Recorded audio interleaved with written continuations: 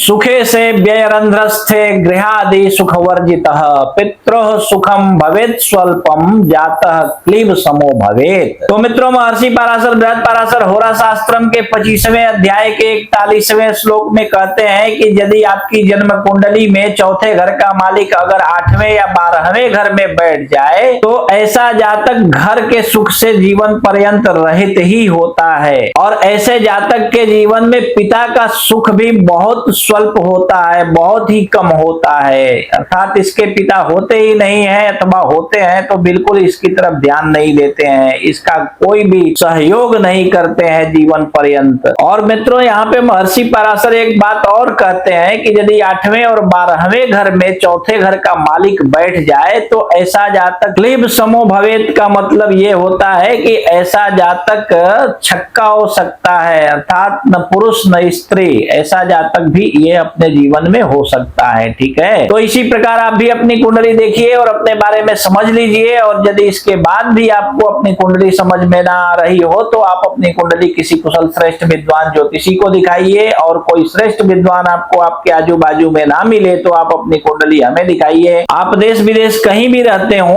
Phone कीजिए, phone पर ही हम आपकी कुंडली देखकर एक एक बात विस्तार पूर्वक समझा करके बतला देंगे। ठीक है।